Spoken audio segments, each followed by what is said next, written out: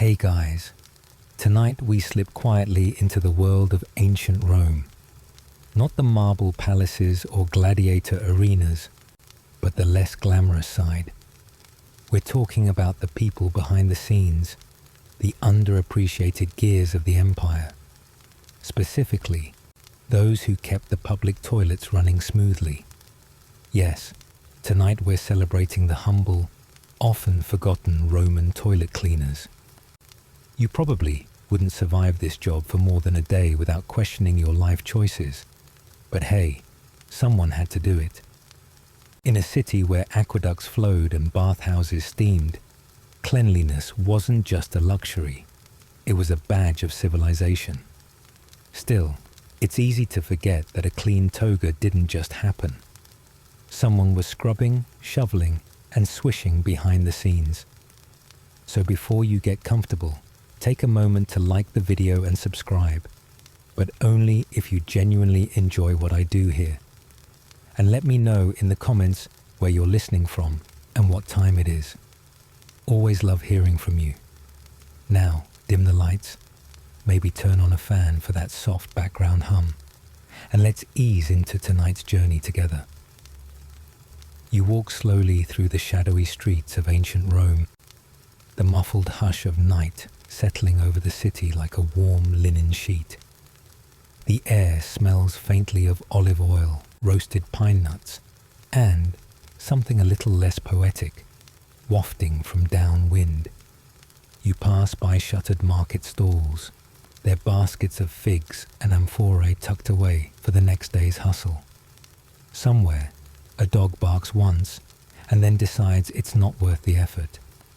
As you near a broad stone arch, the murmur of water gently trickling reaches your ears. It's not a fountain, not this late. It's the Cloaca Maxima, Rome's great sewer, still chugging away like the unsung hero it was. Built over 2,500 years ago, it's one of the oldest sewer systems in the world, originally constructed by the Etruscans long before Rome became an empire. You pause for a moment at the edge of the stone channel and watch as water and other less mentionable substances glide away into the dark. Rome, for all its grandeur, ran on a very human rhythm. Senators debated law while slaves swept floors. Philosophers pondered the cosmos, and somewhere nearby, a man with a long wooden pole and a bucket was elbow deep in a public latrine. You follow the path that leads you toward one of these latrines, public toilets that, oddly enough, were places of social gathering. Romans didn't believe in suffering in silence, even in matters of digestion. They sat side by side on stone benches with keyhole-shaped holes, chatting about politics, weather, or the latest scandal involving a toga malfunction. The latrine is quiet now, but you can imagine the murmur of voices that once filled the chamber. Oil lamps flicker gently from niches in the walls, casting golden halos on smooth marble. The stone seats are cool and slightly worn, molded by centuries of, use. A small trough runs along the floor in front of the benches, filled with flowing water. That's where the sponge on a stick came into play, the Roman equivalent of toilet paper. Called a tersorium, it was soaked in salt water or vinegar and then shared among users. Yes, shared. And you thought your office break room was questionable. Wandering farther in, you meet the ghost of a man named Flavius, or at least you imagine him. He's not a senator or a general. He's a toilet cleaner, one of thousands tasked with the daily maintenance of Rome's sanitation system. His tunic is simple, his sandals worn, and his expression somewhere between resignation and quiet pride. He carries a long-handled brush, a jug of vinegar, and a sense of humor that borders on heroic. Flavius works before sunrise, humming a tune that might have once been popular in the taverns near the Forum. He scrubs the seats, rinses the troughs, and mutters under his breath about people who drop olives into the plumbing. Some believe these workers were slaves. Others suggest they were paid labourers, part of the empire's vast network of public service. Either way, they were essential. Without them, the city would have drowned in its own grandeur. You hear a slow drip as water trickles from a nearby spout. The air is cool and smells faintly of wet limestone and something vaguely medicinal. Maybe it's the vinegar. You sit on one of the benches, carefully, and imagine the conversations that echoed here 2,000 years ago. Some scholars speculate that these public latrines, far from being purely functional, were a form of democratic equalizer. Senators and merchants, farmers and fishmongers, all sat side by side, quite literally. There are even records of graffiti carved into the walls, some poetic, some less so. One inscription reads, "Here I sat and had a good time," which might be the most honest Yelp review in history. Outside, the faint clatter of hooves on stone signals the end of the night shift. Flavius gathers his tools and wipes his hands on a cloth that's seen better centuries. He's done for the day, or rather the night. He walks past you without noticing, lost in thought, perhaps dreaming of a future where toilet cleaning is automated by clever machines with better noses. You step back into the cobbled street, the first blush of dawn teasing the sky. Rome awakens slowly. Smoke curls from chimneys, and the scent of baking bread begins to mingle with the night's lingering aromas. You walk on, feeling a quiet gratitude for the unsung labourers of ancient empires, the ones who kept things flowing, so to speak. The world around you softens, like parchment curling at the edges. The walls of the city fade into shadow, and the echoes of ancient footsteps grow quieter. You take one last look at the latrine, now empty and clean, and then turn toward the rising sun. There's something oddly comforting in knowing that even the greatest civilizations had to deal with clogged drains and communal sponges. And tonight, as you drift off, you carry with you the humbling truth that history isn't just marble statues and heroic speeches. It's also buckets, brushes, and the quiet dignity of those who kept the empire's bowels in working order. You stroll through the marbled streets of ancient Rome, the sun casting a warm golden light over terracotta rooftops, and the occasional pigeon cooing from a windowsill. The city hums softly with life, grain merchants shouting from their stalls, a lyre player plucking a sleepy melody in the shade, and a slow-moving line of donkeys looking vaguely bored with their own existence. You, however, are on a rather specific quest to understand how the Roman Empire came to invent one of its more peculiar contributions to civilization, the public toilet. It starts innocently enough. You turn a corner and find yourself standing before a long, low stone bench, carved with evenly spaced holes. A shallow channel of water burbles cheerfully beneath the seat, and a second water trough runs along the front. A few clay jars sit nearby, and one holds what looks suspiciously like a sponge on a stick. You wrinkle your nose slightly. Welcome to the Forica.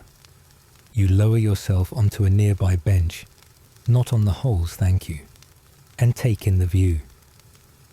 Romans, for all their innovations, didn't quite grasp the concept of privacy. Public latrines were communal, often lacking partitions or doors. You'd be chatting with your neighbour while doing your business, discussing politics, or perhaps the latest chariot race. This was less a place of solitude and more a social club with somewhat questionable ambience. The first of these latrines appeared in the late Republic, but it was under the Emperor Vespasian, around 74 CE, that public toilets really took off. You might recall that Vespasian is the same emperor who put a tax on urine. Yes, urine. He realized that the ammonia in it was useful for tanning leather and laundering togas.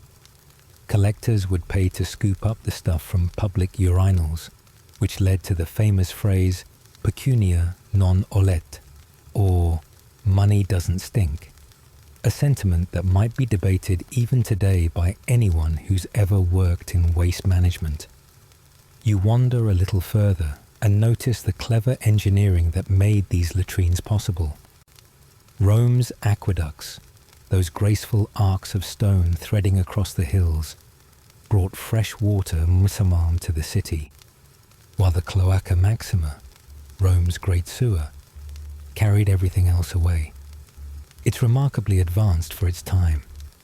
Some historians argue that this sanitation system helped extend Roman life expectancy, or at least made city living more bearable. Others suggest it may have spread disease just as effectively, depending on how well the channels were maintained. It's a bit of a toss-up, really. You glance back at the sponge on a stick and wonder aloud who had the job of cleaning it. You'd be right to grimace. The sponge, or tersorium, was communal, rinsed in the front water trough and reused. The job of maintaining this delightful little setup fell to the foricarius, a public toilet cleaner. It wasn't the most glamorous role in the empire, but someone had to do it. The foricarius would scrub the stones, empty the jars, and ensure the water kept flowing. And no, they didn't get hazard pay. Some scholars speculate that these workers, often slaves or the very poor, may have actually had some social value. After all, sanitation was crucial in a city that housed over 1 million people. Others argue they were invisible, their work unacknowledged, and their presence barely tolerated. You can imagine both perspectives, especially as you watch a young boy dart in to refill the sponge jar, his sandals slapping wetly on the stone. As you sit there, you notice how the latrine's design encourages conversation. The seats are close enough to foster eye contact, which might feel jarring at first. But in a city where most people lived in cramped insulae, apartment blocks that could be 5 or 6 stories high, this was one of the few places you could sit in the company of strangers and feel, oddly, like part of something bigger. It's a sort of accidental community. And while the atmosphere might not be scented with lavender, there's a certain rhythm here.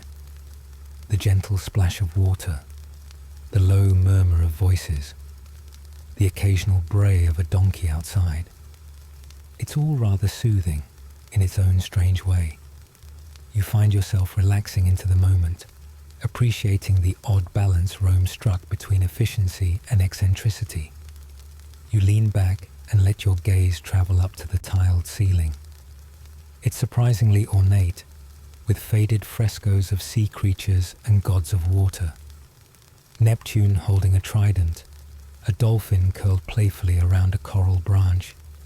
Even here, in a place devoted to bodily functions, the Romans couldn't resist a touch of art.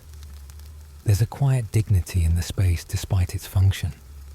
You imagine the people who came here day after day, politicians, bakers, gladiators, philosophers, maybe even someone like Pliny the Elder, who wrote extensively about natural history and might have mused about the hydrodynamics of sponge cleaning while seated on one of these very benches.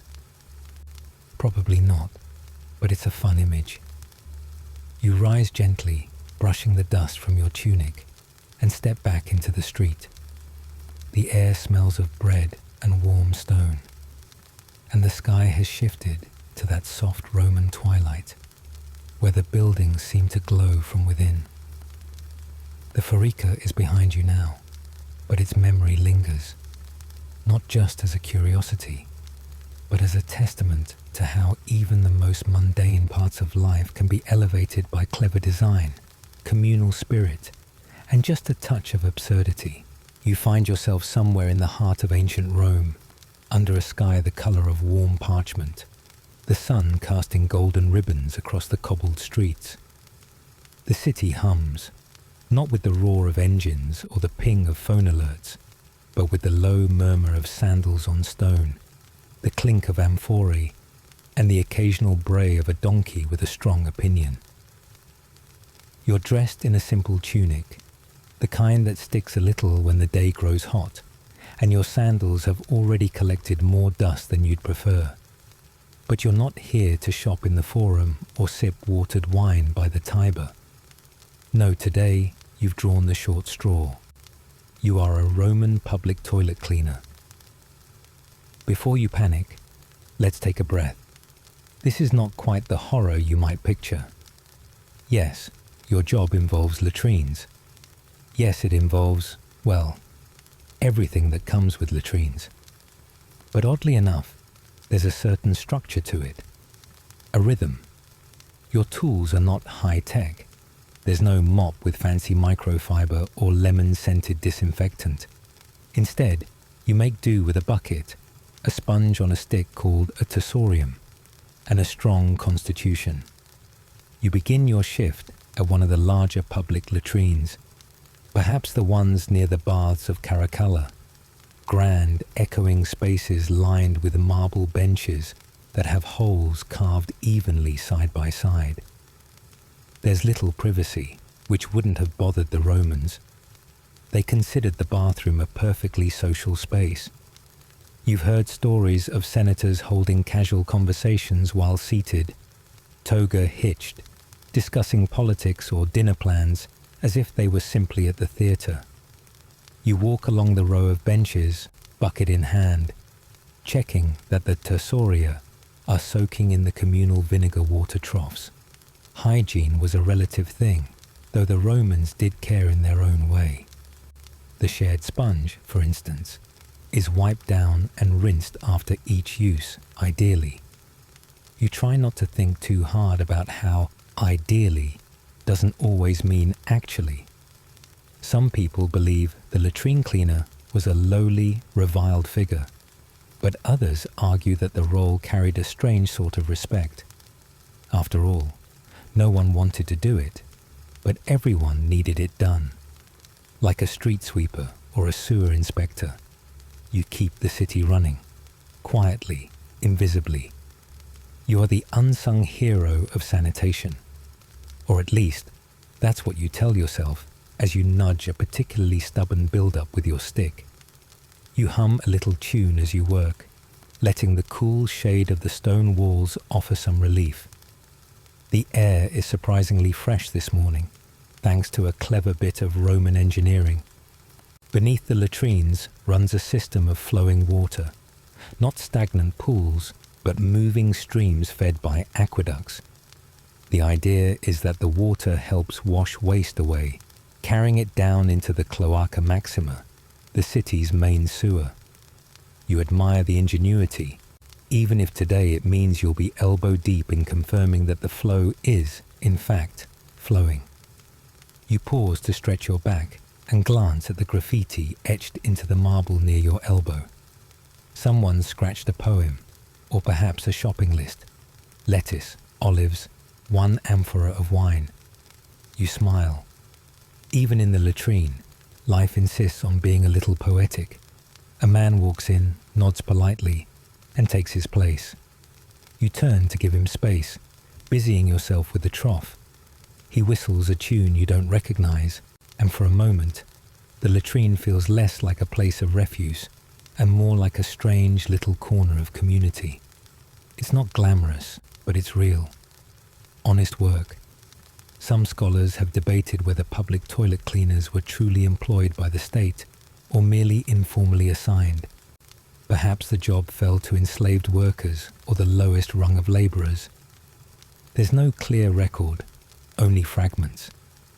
You like to imagine, though, that someone took pride in the role, maybe even made innovations, added a scoop to the sponge stick, or devised a better way to rinse the trough.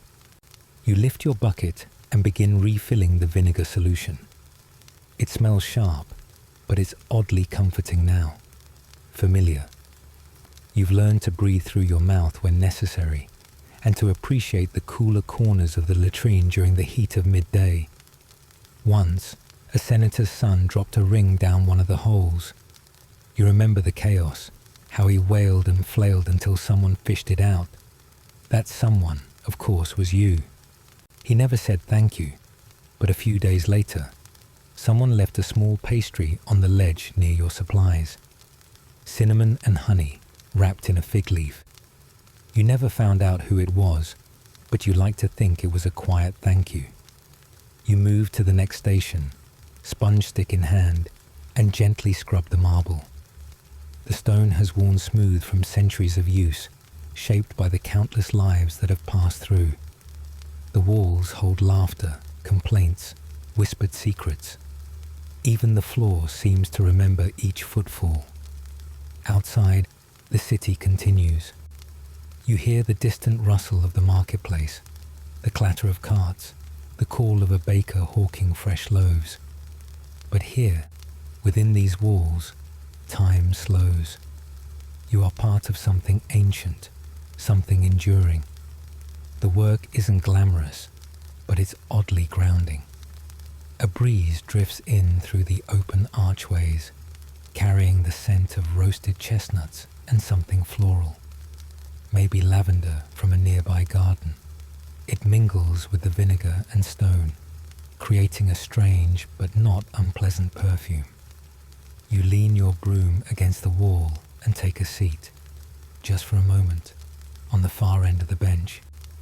The marble is cool against your skin, the quiet hum of the water beneath your feet, steady and soothing. It's not the life you imagined, perhaps, but it's a life. And in its own peculiar way, it's peaceful. You close your eyes briefly, listening to the whisper of the city through the stone.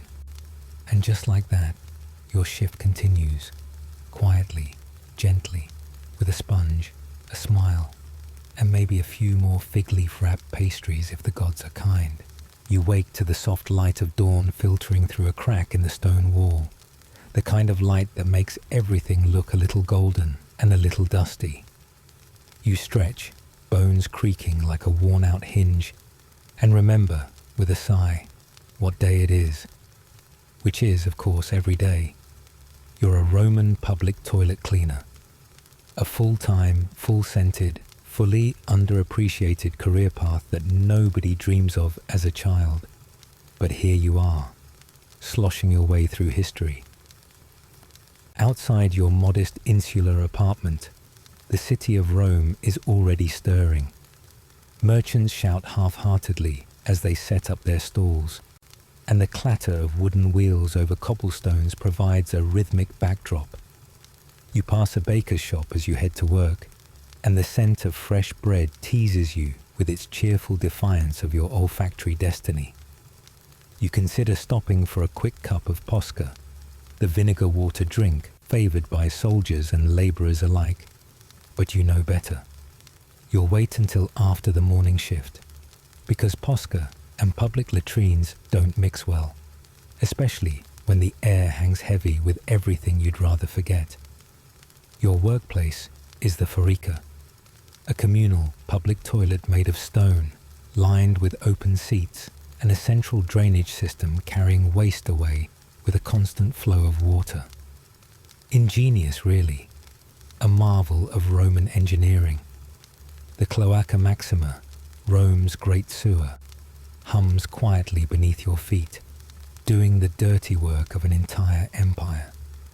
Some scholars argue it was one of the earliest large-scale sewage systems in the world. Others claim it was more symbolic than functional, a grand gesture that only worked when the Tiber felt cooperative. Either way, you're grateful for every bit of gravity and water pressure it can muster. You arrive just as the first patrons begin to trickle in, robes hitched, tunics tucked, sandals shuffling. Most don't look at you, which is fine. You're not here for conversation. You're here for the sponge sticks. Ah, the tersorium. A wooden stick with a sponge on the end, soaked in vinegar or salt water between uses. Reusable, communal, efficient. You try not to think too hard about it. Your job is to keep those sponges in rotation, clean the stone seats, sweep the floors, and occasionally unclog the drainage channels with a long-handled rake that might as well be your sword in this daily battle against build-up. It's not glamorous, but it is steady. And in a city where the grain dole can vanish with a change of emperor, steady is something to treasure. As you scrub, you hum a little tune to yourself. Something old and slightly rude that you picked up from a fellow cleaner who claimed it was a favorite of the Emperor Hadrian's bathhouse staff. You're not sure if that's true, but it makes the work go faster. The stone beneath your fingers is cool and smooth, worn by years of use, and the air carries that unmistakable aroma of humanity in all its glory. It's not the kind of smell that washes off easily. A patrician passes by, holding a perfume cloth to his nose. He glances at you as if trying to determine whether you're part of the toilet or just very committed to your role. You offer him a cheerful wave, and he hurries on. It's a small victory. Mid-morning, you take a short break near the fountain. You lean back against the warm stone wall and sip your posca at last. The vinegar tang cuts through the lingering scent in your nostrils, and for a moment, you almost feel heroic, like a guardian of civilization's least glamorous frontier.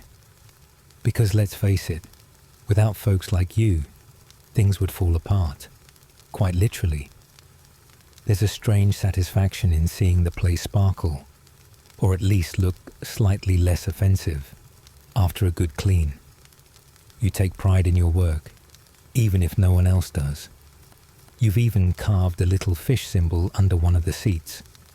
Not for any religious reason, though some do claim it to be an early sign of Christian faith. You just like fish. Around lunchtime, a group of schoolboys wanders in, giggling and shoving each other. You give them a warning look, the kind that says, "I know where every sponge has been, and I'm not afraid to assign you one." They settle down quickly. You've got a reputation, after all. There's a rhythm to the day, a slow, sloshing sort of cadence. Clean, rinse, sweep, restock. Occasionally, you hear gossip from the patrons. Something about the Senate, or a gladiator scandal, or which noble's villa has the best mosaic floors. Once, someone claimed a senator had fallen asleep on the toilet and woken up to a goat nibbling his toga. You don't know if that's true, but you've kept an eye out for goats ever since.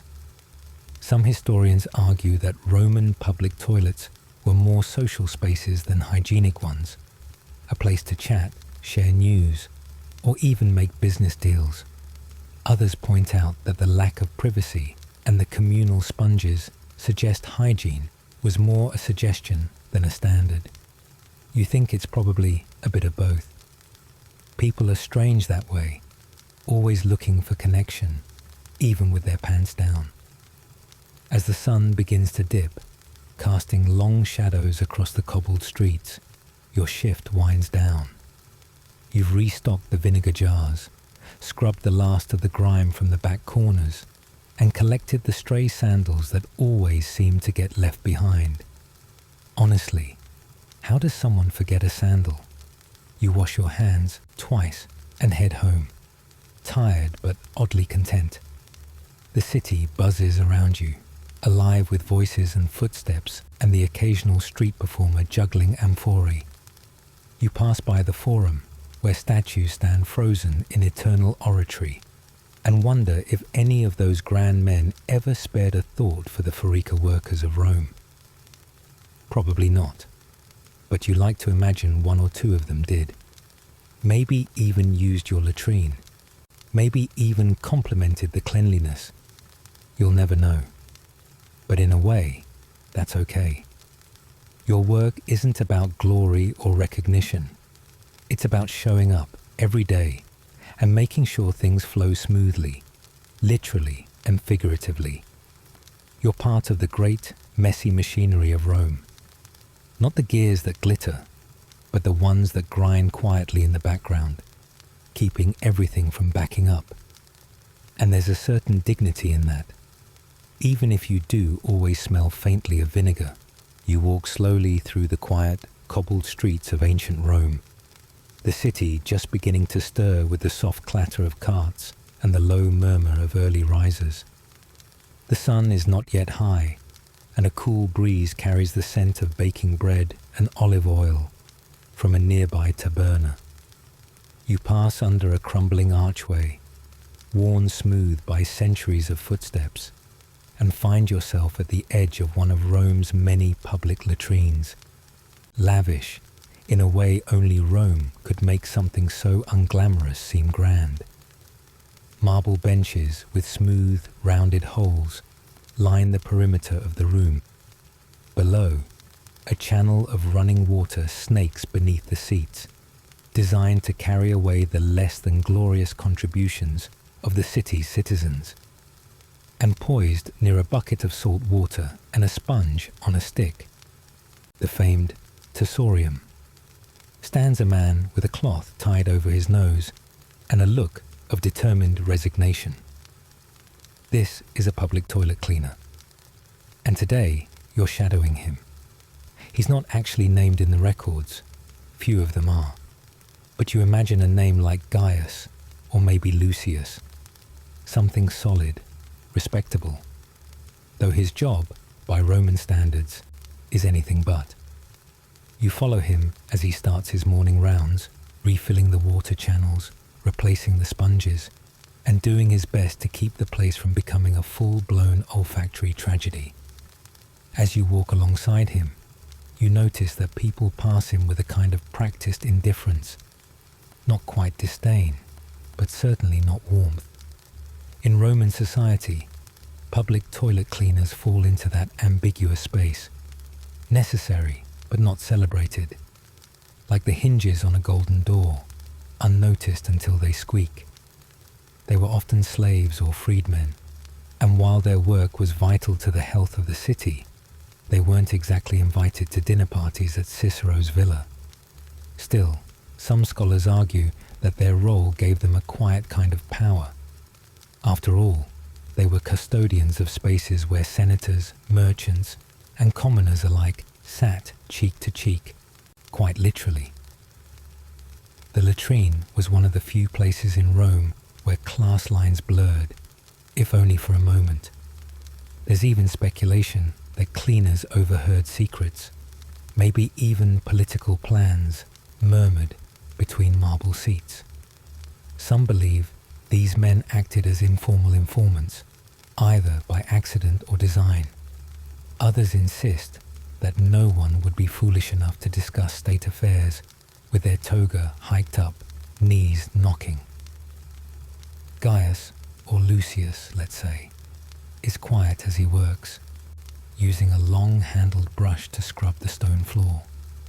He hums under his breath a popular tune of the time, something about a tavern girl and a missing amphora. The scent of rosemary soap clings to his tunic, a valiant effort against the stronger notes pervading the air. You admire his stoicism. His eyes are sharp, and his movements are efficient, practiced. You get the sense that he has a sense of pride in his work, even if no one else sees it. A young boy walks in, probably an apprentice from a nearby bakery, and nods respectfully to the cleaner. That's a rare gesture. It makes Gaius, Lucius, smile just for a moment. It reminds you that even in a society as rigid as Rome, small kindnesses still find a way to slip through the cracks, like sunlight through broken tiles. You wander outside for a moment, into the warmth of the Roman morning, and pass by a group of philosophers debating loudly about the nature of time. One of them gestures wildly with a fig in hand, declaring that time is a circle, not a line, while another insists it's more of a spiral, like the shells found near Pompeii. You wonder what the toilet cleaner would say about that. Probably something practical like, "Time is what I need more of to finish scrubbing before the noon crowd." Back inside, a senator arrives, robes sweeping dramatically behind him. He barely glances at Gaius Lucius, but you can tell that the cleaner sees him. Not just sees him, but knows him. Knows that he always sings under his breath, that he prefers the far left seat, that he never uses the sponge. There's a quiet intimacy in these unnoticed observations. Gaius is a ghost in the corner of the room, invisible yet omnipresent. He belongs to a class of people who are seen only when something goes wrong. You think about how the Romans viewed cleanliness, not quite the same way we do. Their public baths and latrines were marvels of engineering, sure, but they weren't exactly sterile. The communal nature of the sponge, for example, is, well, let's just say you're glad to be a time traveler and not a participant. Still, the Romans believed that cleanliness was part of civilization, part of what separated them from the so-called barbarians. And so, even if Gaius Lucius wasn't respected, his job was part of what made Rome, Rome. There's a story, perhaps apocryphal, about Emperor Vespasian, who imposed a tax on public urinals. When his son Titus protested the indignity of profiting from such a source, Vespasian held a coin to his nose and asked whether it smelled.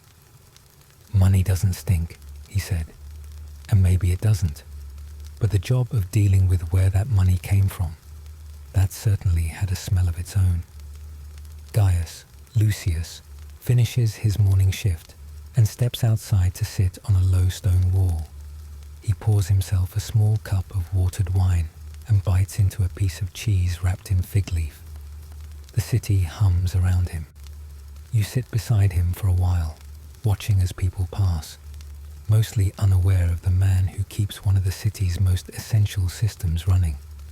He talks softly, barely above a whisper, about how he wanted to be a charioteer once, but he says it with a smile, as if the thought is more amusing than wistful. You ask if he regrets his work, and he just shrugs. "Someone has to do it," he says, "and I do it well."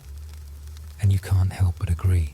You stand at the edge of the bustling Roman Forum, where the sound of sandals shuffling on stone mingles with the occasional clink of a coin, the mutter of vendors, and the ever-present murmur of fountains. People are everywhere. Senators in togas, merchants hawking olive oil, children darting between marble columns.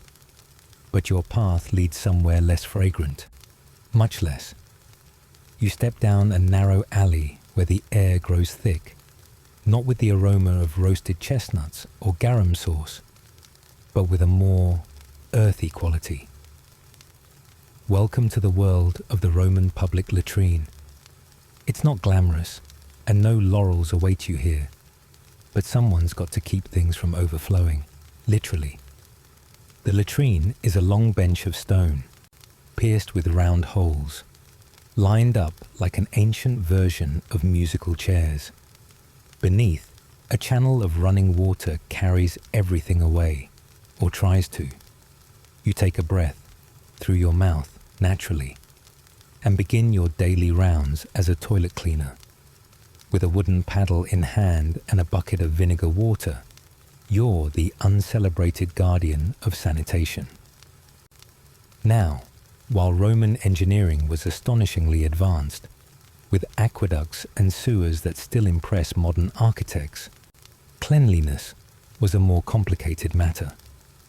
The toilets, called foricae, were shared social spaces, where Romans would sit side by side, chatting about politics or dinner plans while attending to their business. Privacy wasn't really a thing.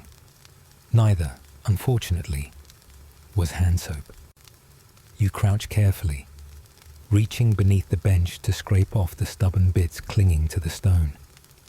It's honest work, but not without risks. The damp, enclosed space is perfect for things that squirm, wiggle, or bite. You've learned to check for scorpions before reaching into crevices, and you always keep one eye out for rats, which, in this part of town, seem to think they own the place. Some scholars suggest that Roman public latrines may have contributed to the spread of disease, not because they were dirty per se, though, let's be honest, they were, but because of the communal spongia. That's the sponge on a stick used for wiping. After use, it was rinsed in a bucket of water mixed with vinegar and left for the next person. Or, if you're unlucky, it was dropped and forgotten. Guess who gets to retrieve it? That's right, you. There's a bit of a debate among historians about how clean Romans actually were. Some argue that their bathhouses and sewer systems show a high regard for hygiene. Others point out that shared sponges, unwashed hands, and questionable plumbing might have done more harm than good. You, crouched here with your vinegar bucket and increasingly skeptical nostrils, tend to side with the latter. Beyond the immediate unpleasantness, the health risks are real. The constant exposure to waste means infections are common. You've heard of people getting boils, rashes, and even losing teeth from exposure to methane gas. Yes, that's a thing. The ancient physician Galen once warned about toxic airs in low ventilation areas, and you're currently spending your afternoon in one of the least ventilated places this side of the Tiber. Still, you find small moments of peace. The trickle of the water under the bench has a soothing rhythm. The stone stays cool, even on warm days, and occasionally someone drops a coin, by accident, of course. You're not above fishing it out with a stick and giving it a good scrub. A few cestices here and there make the job a bit more bearable. You pause to stretch your back, which has the bend of someone twice your age. Above, the sky is a sliver of pale blue between rooftops. A pigeon coos from a ledge, possibly laughing at you. You're not sure how, but pigeons always seem judgy. You wave your paddle at it half-heartedly, but it doesn't budge. Sometimes you wonder about changing professions, maybe a baker or a scribe, but then you remember that scribes work indoors with oil lamps and get ink all over their hands, and bakers deal with fire. At least here, your dangers are more, let's say, organic. There are stories, whispered among cleaners, about a man who invented a rudimentary glove using waxed linen. He claimed it kept his hands cleaner and reduced illness. Some believed him. Others said he just liked feeling fancy. You haven't tried it yet, but the idea lingers in your mind like a promising breeze. A senator walks by and nods in your direction. Not in acknowledgement, but in that vague way people do when they're pretending you don't exist. You're used to it. In fact, you rather prefer being invisible most days. No speeches required, no debates about grain imports or military conquests. Just you, your paddle, and the quiet satisfaction of knowing that when everything else in Rome is falling apart, the toilets still work. You finish your rounds just as the sun begins to lower, casting golden lines across the alley walls. You cap the vinegar bucket, stow your paddle, and wipe your hands on a cloth that's seen better centuries.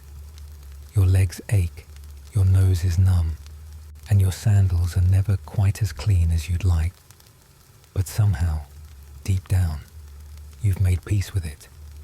You may not be carving marble or composing poetry, but you play a small role in the grand machinery of Rome. And in a world where emperors come and go, and temples rise and crumble, it's oddly comforting to know that people will always, eventually, need a place to go. You give a final glance over your work. It's not glamorous, but it's done. And for tonight, that's enough. You sit on a low stone ledge, the sun just beginning to cast its golden glow over the tiled roofs of ancient Rome. The air smells faintly of olive oil, dust, and something less poetic. You glance down the narrow alley where your shift begins, and there it is, the Latrina Publica, a long, rectangular room with neatly spaced stone seats, each with its own keyhole-shaped opening. Below, a steady stream of water flows, meant to carry away the city's less glamorous offerings. You sigh, pick up your straw broom and sponge on a stick, your tools of the trade, and begin your day. Being a Roman public toilet cleaner isn't exactly glamorous. You spend your hours keeping the communal lavatories clean, which mostly involves scraping, swishing, rinsing, and trying not to breathe too deeply. There's no privacy here, no air fresheners, no break room with coffee. Just you, the unrelenting scent of humanity, and the occasional rat who seems to think you're the intruder. Still, you've got a job, and in Rome, that counts for something. You nod at a passing senator who wrinkles his nose and hurries past. Funny how the people who make the biggest messes are the ones most squeamish about them.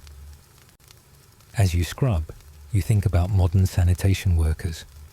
They've got trucks with mechanical arms, industrial-strength gloves, and high-visibility vests.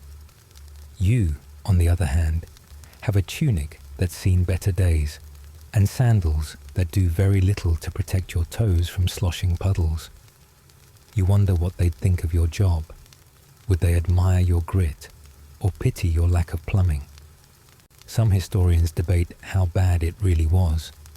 Certain scholars suggest that Roman public toilets were social spaces where people chatted and caught up on gossip while taking care of business.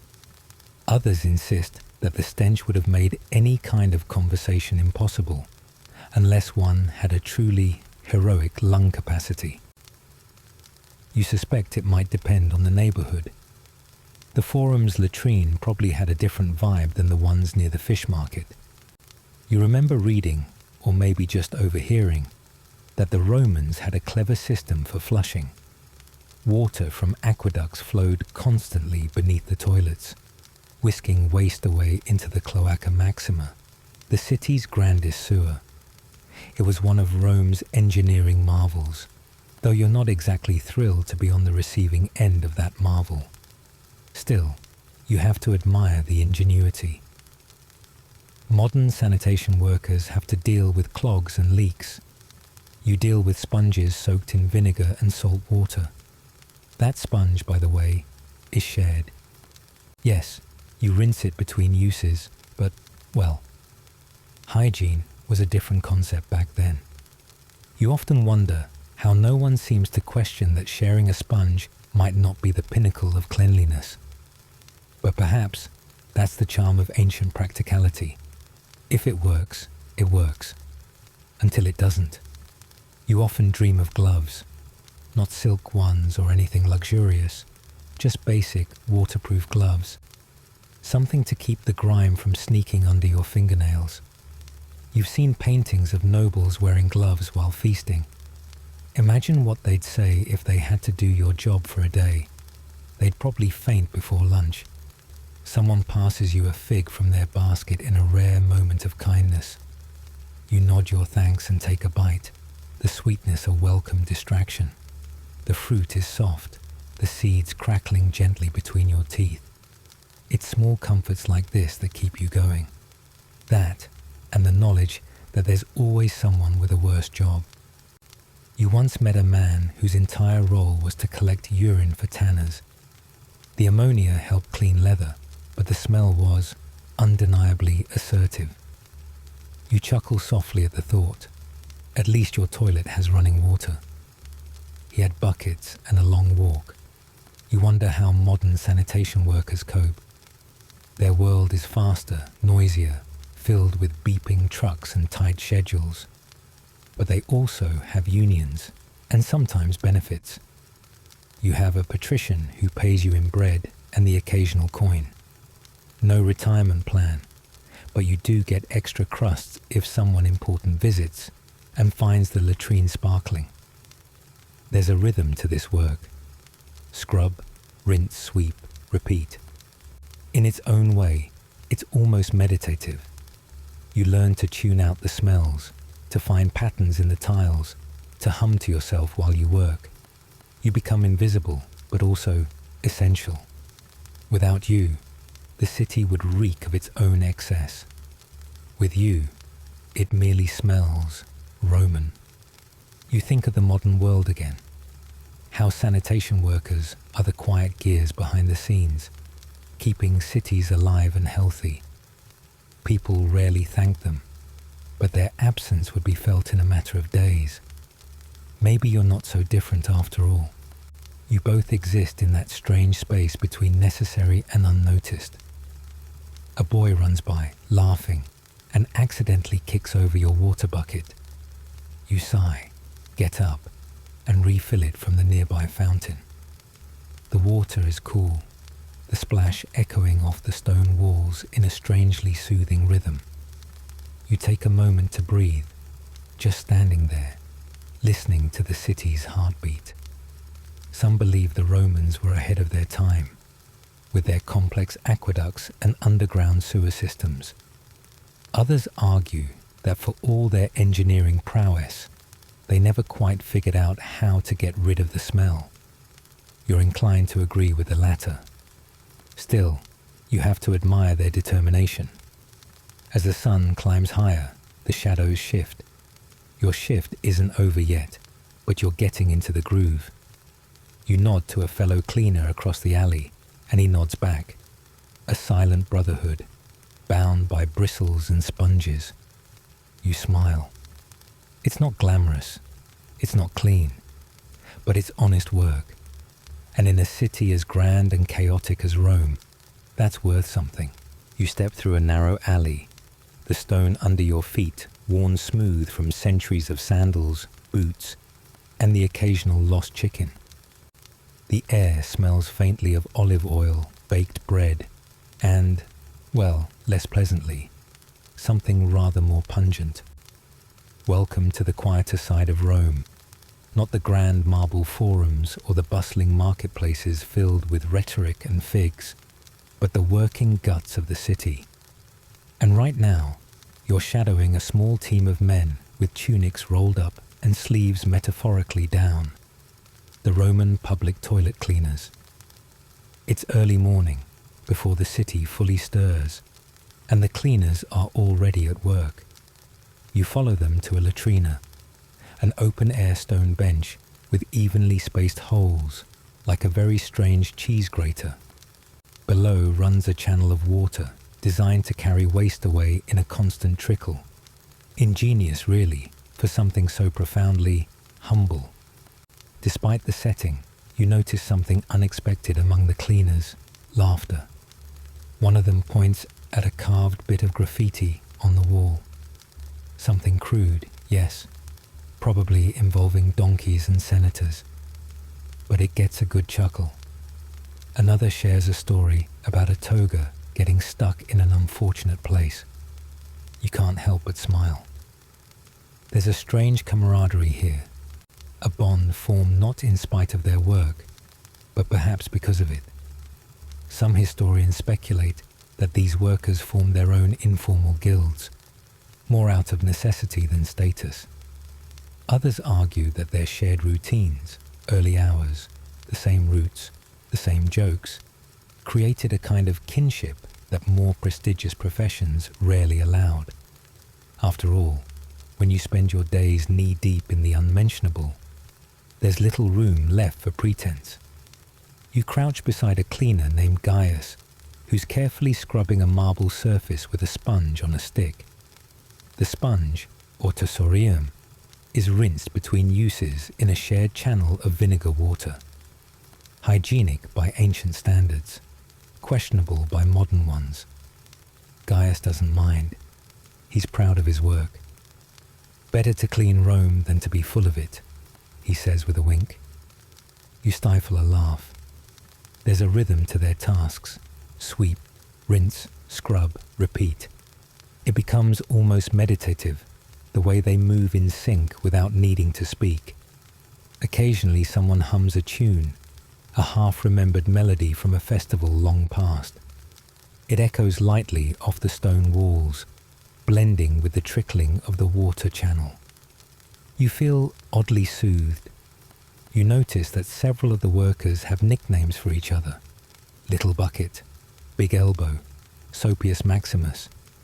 They're proud of their roles in keeping the city livable, and they don't mind poking fun at themselves. One even claims he once found a senator's lost ring in the latrine muck and returned it, earning nothing but a grunt of thanks. Still cleaner than the Senate, he jokes. There's a small alcove where they gather for a break, sipping watered wine and chewing olives. One of them, older, with a face like sun-dried leather, tells a story passed down from his grandfather, that the god Cloaca, goddess of the sewer and protector of cleanliness, watches over them.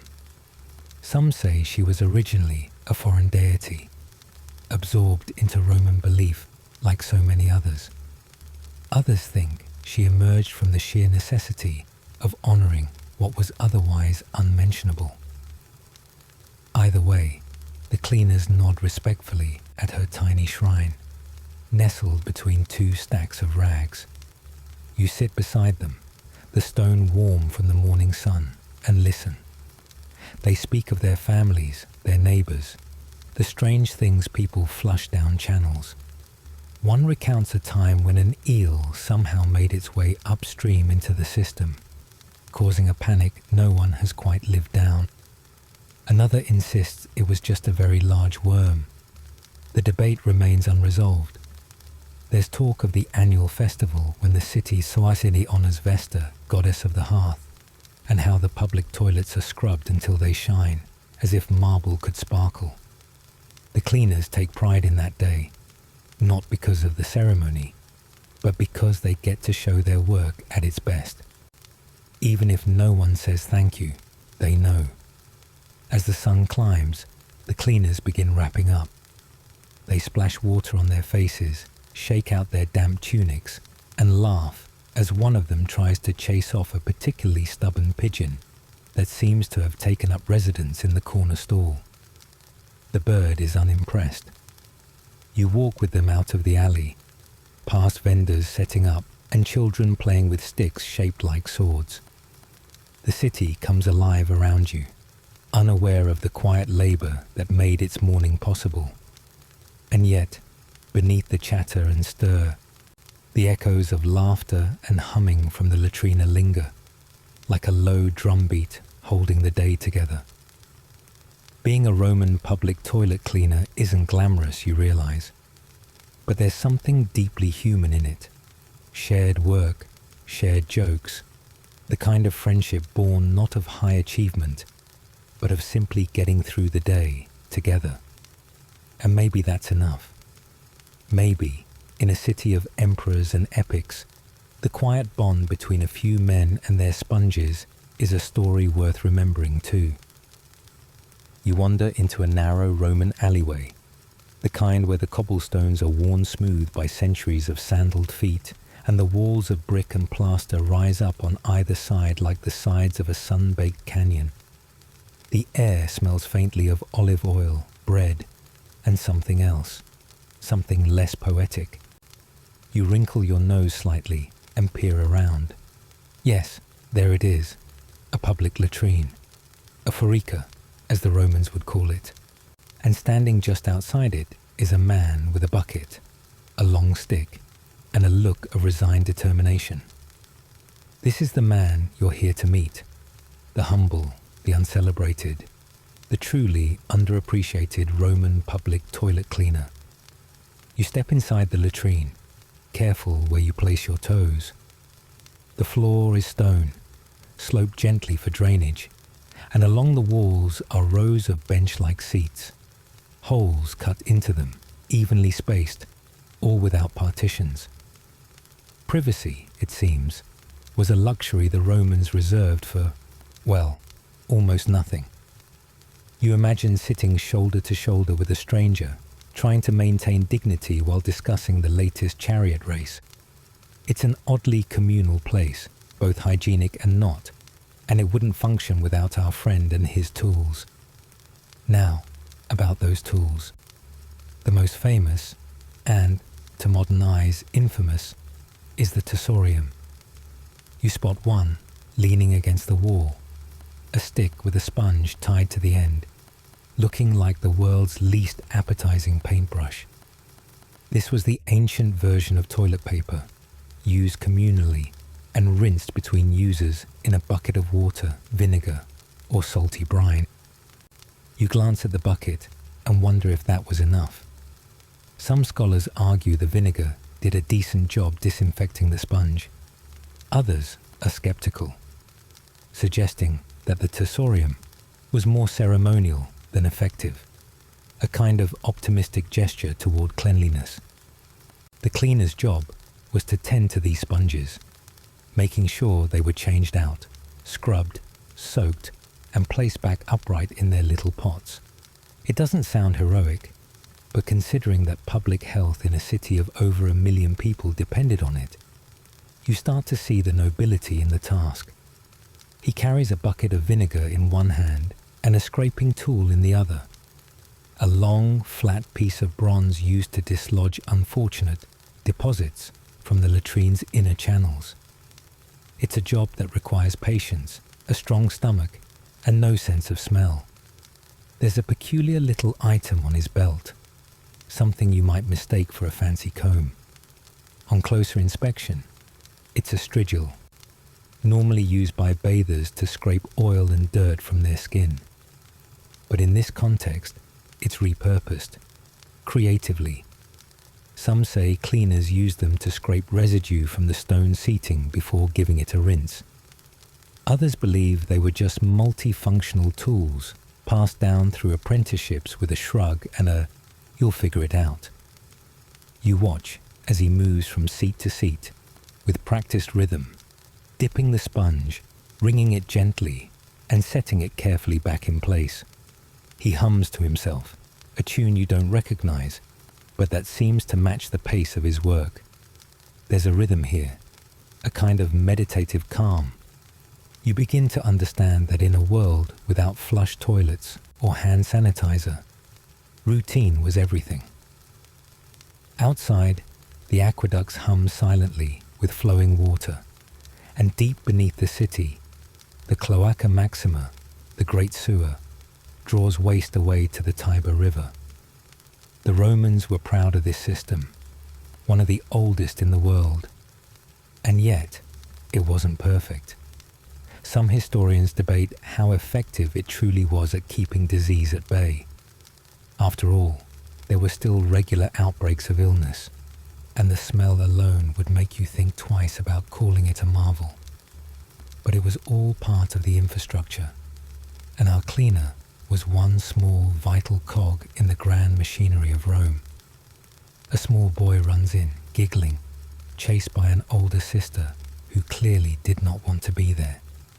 The cleaner gives them both a nod, waits patiently until they leave, then returns to his work without complaint.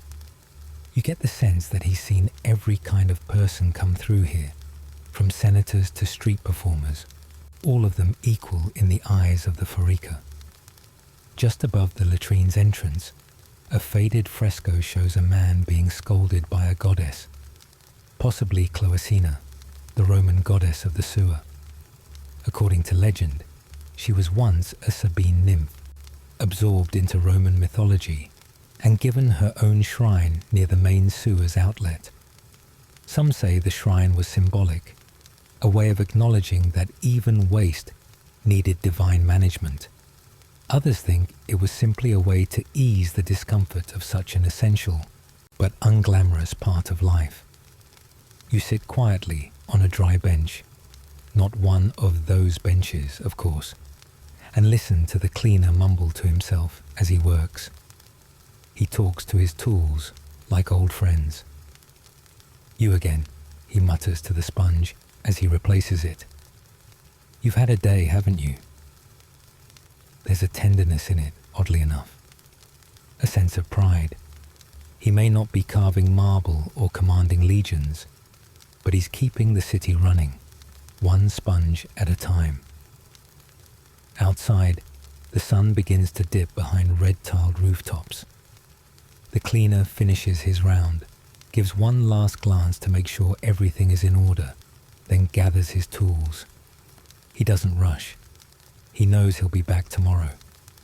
The sponge sticks lean in their pots like little sentinels, waiting for the next sunrise, for the next round of chatter and sighs and silent contemplation. You follow him out into the alley again, the air fresher now, touched with the scent of fig leaves and baked bread from a nearby oven. The cleaner disappears into the twilight, his bucket swinging gently at his side. You think, not for the first time, that history is made not just by emperors and poets, but by people like him, quiet, steady, and indispensable. And as you walk on, your sandals clicking softly on the ancient stones, you can't help but feel a strange kind of gratitude for those forgotten hands that kept Rome clean. One sponge, one scoop, one scrub at a time. You stand at the edge of a long stone corridor, the air thick with the scent of damp limestone, and something far less poetic. The walls are etched with the passage of centuries, and the flickering torchlight doesn't quite reach the corners. You take a few careful steps forward, the soles of your sandals echoing softly against the floor. And there it is, the Roman public latrine, in all its utilitarian glory. It's not exactly glamorous, this place. Rows of stone seats, each with a neat little keyhole cutout, line the walls like solemn sentinels. There's a trough at your feet, trickling with water, part drainage, part rudimentary flushing system. And though you try to appreciate the engineering, your imagination can't help but wander to the poor soul whose job it was to clean all this. No gloves, no face mask, no OSHA regulations, just a sponge on a stick and some determination. You crouch slightly, examining one of the sponges left by the last shift. It's called a tersorium, and it's more or less what it sounds like. A communal cleaning implement soaked in vinegar or salt water between uses. The idea was hygiene. The reality? Well, it didn't always work out that way. You glance at the sponge. It stares back, silently judging your modern squeamishness. Now, the cleaner, let's call him Gaius. He starts his day before sunrise. Armed with a bucket, a few fresh sponges, and a long-handled scraper, he enters the latrine with a resolute sigh. No protective gear, of course. Maybe a tunic that's seen better days, and perhaps a cloth tied around his face, though that might be more for morale than effectiveness. As Gaius begins his rounds, he hums a little tune, something jaunty to keep spirits up. It's hard to say whether it helps. You watch him work, careful and methodical, scraping the stone and rinsing the sponges in the drainage channel. He's developed a sort of rhythm, a dance of sanitation, if you will. But the hazards are many. He slips occasionally, and not just from water. There's no rubberized mat to catch him, no gentle reminder signs to watch his step. Just slick stone and slippery history. Some scholars argue that cleaners like Gaius were slaves or low-ranking servants, while others suggest that they could be paid workers, part of the Pholonesikas or laundry guild, who were familiar with strong cleaning agents like urine. Yes, urine was a common ingredient in Roman detergent. You pause at that thought, trying not to visualize Gaius carrying buckets of it with a casual shrug. He probably did, though, with no gloves. What's perhaps most surprising is that Roman public latrines were social spaces. People chatted, debated politics, and shared gossip while sitting shoulder to shoulder. So Gaius wasn't just cleaning up after strangers. He was cleaning up after conversations, after laughter and arguments, after philosophy and perhaps the odd poem. There's something oddly human about that, even if it all smells like a bad decision. As you continue your stroll through the latrine, your nostrils eventually adjust, or maybe you've just surrendered. You imagine what it would be like to work here day after day, bending over the same stone, in the same dim light, with the same lack of basic PPE. You wonder if Gaius ever dreamed of a different life. Maybe he aspired to be a charioteer, or a baker, or even a playwright. But here he is, scraping and scrubbing, unnoticed and uncelebrated. And yet, in his own way, he's part of a grand machine. Rome, mighty and vast, kept spinning because of people like him. While emperors made speeches and generals crossed borders, Gaius kept the latrine functional. Without him, the social flow, quite literally, would have ground to a halt. Sanitation may not be heroic, but it is essential. You glance down at the bucket again. It's filled with water that's seen better days. Maybe some vinegar, maybe a dash of optimism. Gaius lifts it, his back straining slightly, and trudges forward.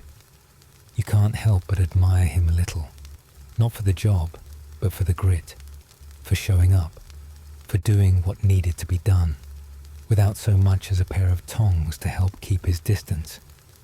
Of course, there are debates about how clean Roman latrines really were. Some archaeologists have pointed out the layers of calcified waste found in ancient sewers, suggesting that despite the effort, the system wasn't always effective. Others argue that the Romans were remarkably advanced for their time, and that the mere existence of public sanitation reflects a certain civic pride. The truth probably lies somewhere in the middle, functional but flawed, like most things. As you step away from the latrine, the torchlight dances one last time across the stone seats. You glance back once, as if to say goodbye to Gaius. He's still humming, still scrubbing, still dodging the occasional drip from above. You marvel at how history is full of these quiet figures, their names long forgotten, their tasks humble but vital.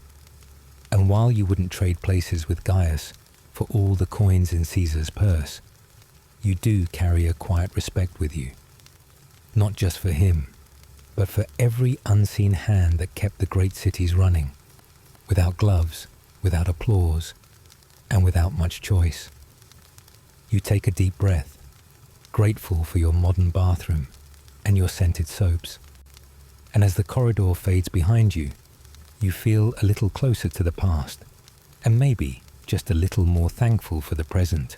You lean your head back and imagine the warm Mediterranean sun spilling over smooth stone streets, the scent of olive oil and baked bread drifting through the air, along with, well, something less pleasant. You're standing at the edge of a Roman latrina, one of the public toilets that dot the city like oddly placed conversation starters. A long stone bench stretches before you, pockmarked with evenly spaced keyhole-shaped openings. Beneath them, a channel of running water gurgles dutifully, whisking away whatever the citizens of Rome have left behind. You hesitate, because although you're here to observe, not participate, you can't help but marvel at how social this whole setup is. There are no stalls, no walls, just a row of open seats where people do their business side by side, chatting about politics, gladiator games, or the rising price of garum. One man is even reading aloud from a wax tablet, while another nods along and munches on a fig. Privacy, it seems, is a modern luxury. A low chuckle escapes you as a toga-clad gentleman to your left suddenly jumps up in alarm. He's been the victim of what you soon learn is the Roman equivalent of a prank. Someone has slipped a cold amphora shard under the seat to startle him. It's a classic move, apparently. You hear another man laughing so hard he nearly falls off his perch, a dangerous maneuver considering the open channel below. You shift your attention to the sponge on a stick resting in a bucket of vinegar water. The tersorium, as it's called, is the communal cleaning tool, shared by all, refreshed occasionally, and cleaned only when someone remembers. Its presence causes no alarm among the locals, who use it without fuss. You, however, are trying not to think too hard about how often that vinegar is changed. There's a theory, still debated by scholars, that the vinegar wasn't so much for hygiene as for odor control. Some believe that Romans genuinely thought the acidic sting cleansed more than it masked. Others point out that vinegar was cheaper than soap and easier to come by in bulk. Either way, you decide not to reach for the sponge. A small boy scampers past, laughing as he tosses what looks suspiciously like a walnut shell into one of the toilet holes. Moments later, a shout of protest echoes from below. That's when you remember another odd feature of Roman toilets. They weren't just for people sitting above. Some public latrines, especially the larger ones, had underground maintenance tunnels where unfortunate workers, the foricariae, would sweep debris from the channels. And yes, that included anything that didn't belong in the water flow. A good number of these fellows probably didn't appreciate walnut shells to the face. It's hard not to feel for those workers. Paid little and respected less, they toiled in the shadows, armed with long-handled scrapers and an iron stomach. One record even suggests they were subject to fines if the drainage backed up, whether it was their fault or not. Imagine explaining that to your supervisor. Yes, I was cleaning the lower aqueduct when a goat fell in. No, I didn't invite the goat. But despite the grim reality, there's an odd camaraderie to it all. A group of older men are gathered at the far end of the bench, swapping jokes and arguing over which emperor had the worst bowel habits. Nero, they decide, simply because he once issued a decree about public flatulence, encouraging people not to hold it in during banquets. Whether this was for health, comfort, or comedic value is still debated by those who care to study such things. You move closer and overhear a story being told with great flair. It involves a toga getting dipped into the waste channel, a runaway chicken, and a senator with a very red face. The details are fuzzy, but the crowd is roaring with laughter.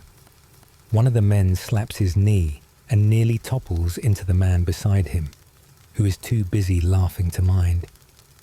You can't help but smile. Even here, in a place most modern folks would avoid at all costs, joy finds a way to bloom. Next to the entrance, a wall bears faint graffiti scratched into the stone. One message reads, in Latin, "May your sponge find vinegar and not wine." Another one, barely legible, says, "Marcus owes me 2 denarii and a new tunic." Evidently, public toilets were the ancient world's version of a comment section, short, snarky, and occasionally incoherent.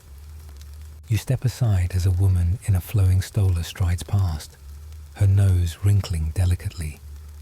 Though women had separate facilities in some parts of the city, many still shared the communal spaces, especially in crowded neighborhoods.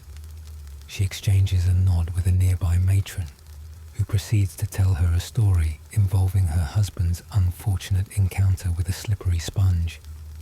Details are vague, but the punchline seems to involve slipping, shrieking, and a very surprised cat. You decide not to ask. There's even a rumor, shared casually by a boy balancing a basket of bread, that Augustus himself once visited a public facility in disguise, just to see how the common folk lived.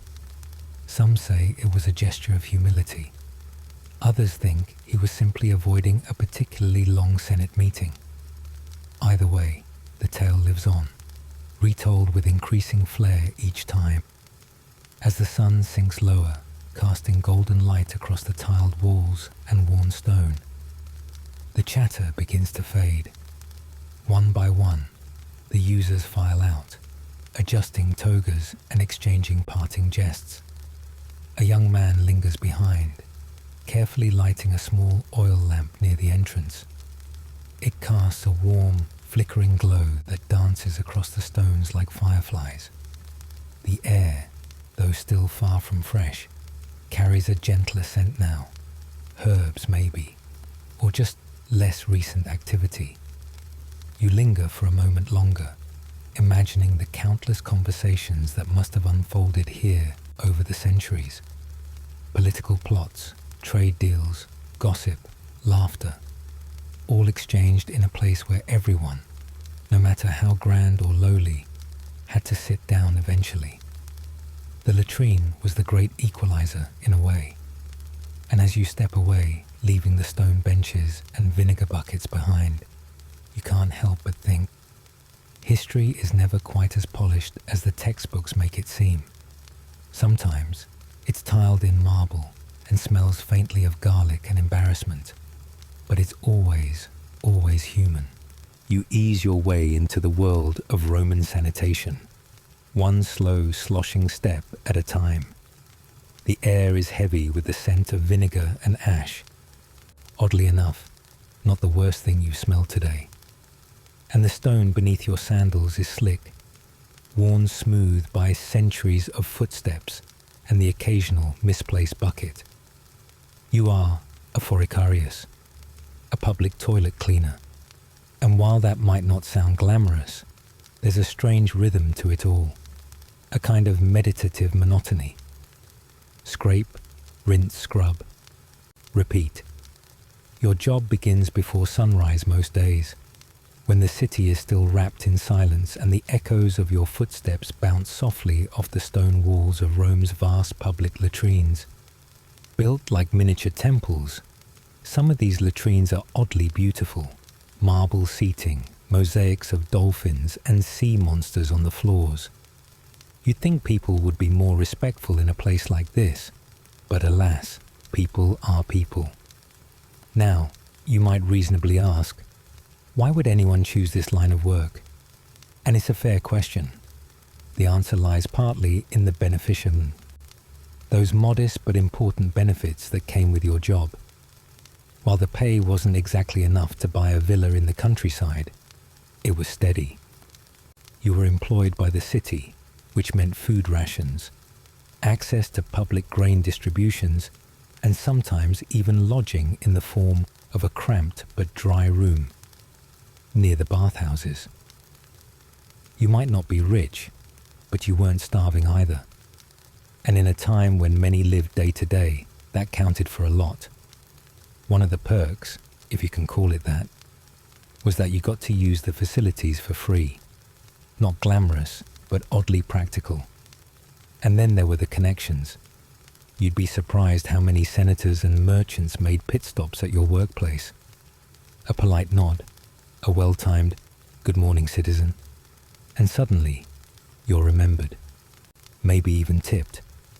On a really lucky day, someone might slip you a small bronze coin for extra soap or a discreet cleanup. Of course, there are debates among scholars about whether these sanitation workers were truly city employees or whether they operated more like freelancers, hired by local bathhouse managers or private patrons. Some believe cleaners belonged to a guild, a kind of early labor union, while others argue that they were simply part of the vast, invisible machinery that kept Rome running. Either way, you know your place in the system. Not glamorous, not honored, but essential.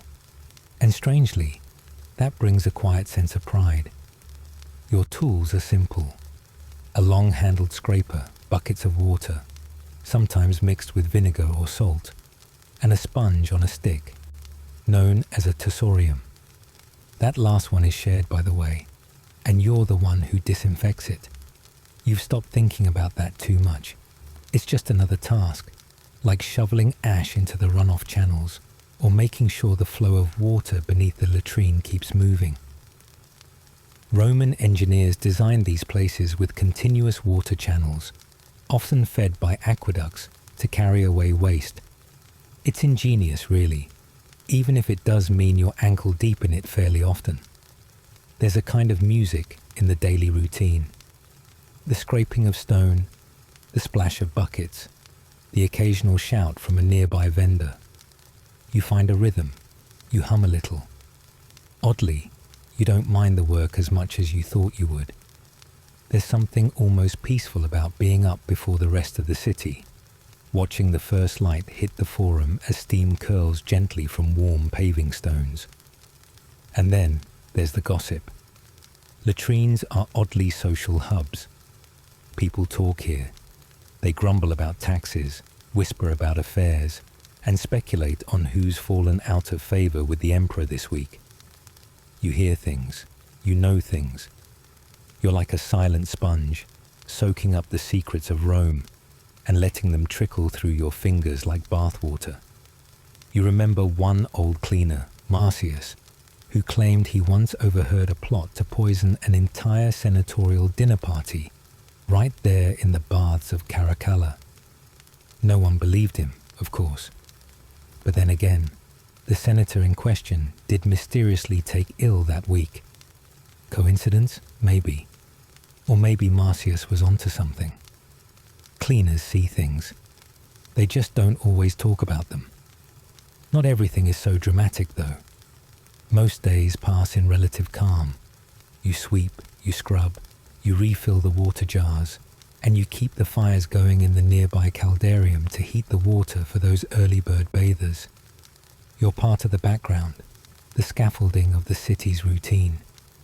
And while no statue will be built in your honor, you take comfort in knowing that Rome wouldn't function half as well without you. There's a strange, almost poetic detail you remember hearing once. Emperor Vespasian, who reigned in the 1st century CE, imposed a tax on public urinals. When his son Titus criticized the policy, Vespasian supposedly held up a coin and asked whether it smelled. Pecunia non olet, he said. Money doesn't stink. You think about that sometimes as you collect your modest wage. It may not be clean, but it gets you by. You end your shift not with fanfare, but with a final sweep, a nod to the statues in the square, and maybe a quick splash of clean water on your face. No matter how many scrubbings, the scent of the day clings faintly to your tunic, like a badge of humble honor. You nod at a passing baker who always offers you the end pieces of yesterday's loaf, dry but filling, and make your way home through streets that are just beginning to stir. You may not be a hero or a poet.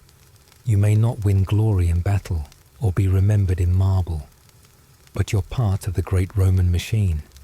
A cog, yes, but a vital one.